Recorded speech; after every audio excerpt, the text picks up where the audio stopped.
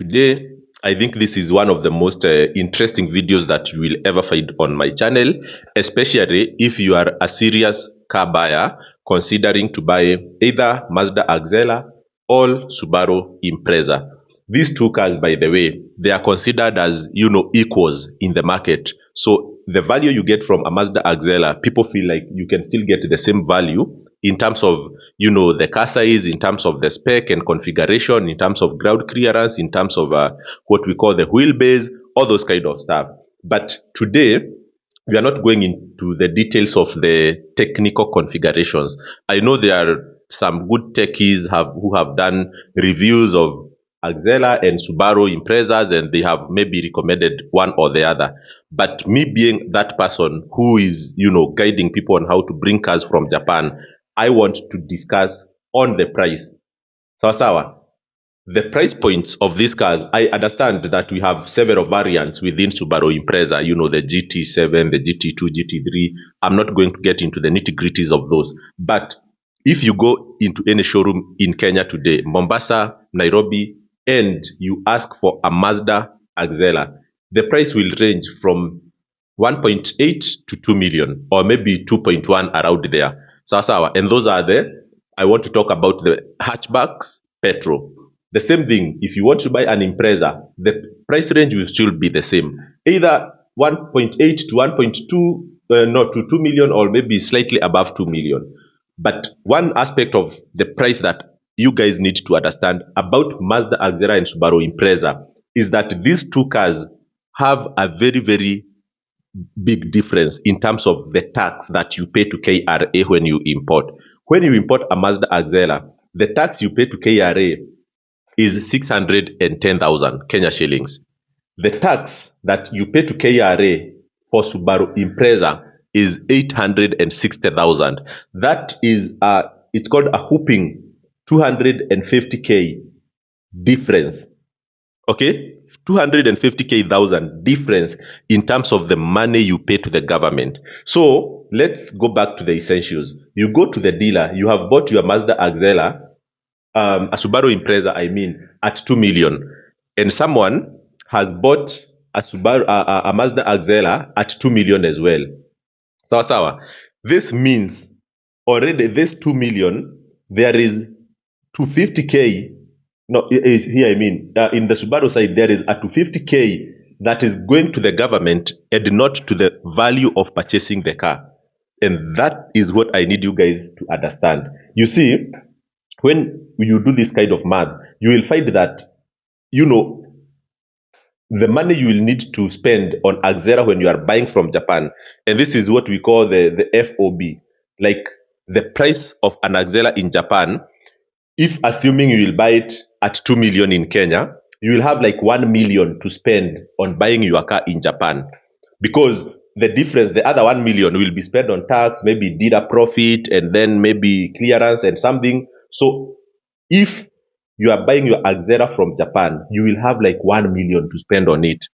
And that guarantees you a quality car. Of course, you can spend even like 700k, you can spend 800k. But what I'm saying, an Axera that is being sold locally, 200 at 2 million, you can have 1 million to spend on buying the car itself and getting the quality of the best from Japan.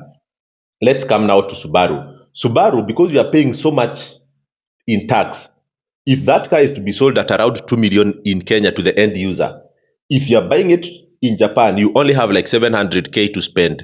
And this 700k does not get you a quality Impreza. I hope you guys get what I'm trying to demonstrate here. That when you buy an Impreza, a lot of money has already been sent to the government and not spent on buying the car. Why is this very important? Because, and this you can prove me wrong, if you go into any showrooms in Kenya, you will tend to find that majority of Imprezas are high mileage. If what I'm saying is true, please comment and let me know your experience. I know, of course, there are those that have less mileage, but majority of Subaru Impreza you'll get in the dealers today are high mileage, because dealers are limited to the quality they can purchase, to the money they can spend on an Axela buying it from the Japanese dealers. So assuming the duty of Impreza was the same as that of an Axela, it simply means it could have meant that a dealer may have spent 1 million to buy an Impreza in Japan. Sawa sawa. And this could have given them a very low mileage Impreza and those kind of stuff. But again, organically, Imprezas are cheaper in Japan than Mazda Axelas petrol. But also, this is a very, very important point. And I think I have brought this point to your attention previously, even for other cars. I have told you, for instance, for these people who want to buy taxi vehicles, maybe I can clean a bit here. I don't know whether I will manage, but let's say for people who want to buy taxi vehicles, I've spoken of Daihatsu Mira, okay, and for example, Nissan Days. Sawa. And maybe Suzuki Alto. Okay? Nissan Days, from my experience, has the least tax because the tax for Days is around 151k. Sawa. The tax for Suzuki Alto is 170k. And the tax for Daihatsu Mira is around 230k. You get my point? So, organically, when you go into a dealership, a Daihatsu Mira will tend to be more expensive than an Alto, than a Days.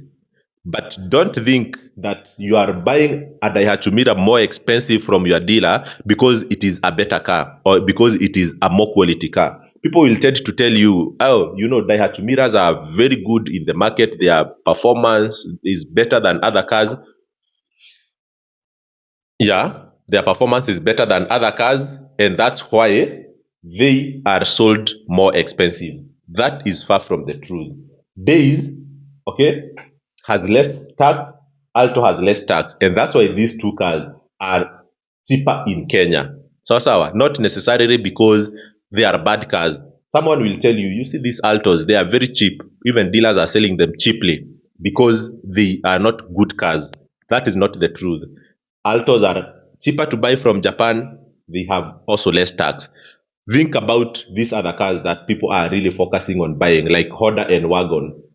Okay, which one? Maybe Daihatsu Cast also. Like they are cars that even if they are small, they are very, very expensive. Like Honda and Wagon, that one I can tell you for sure.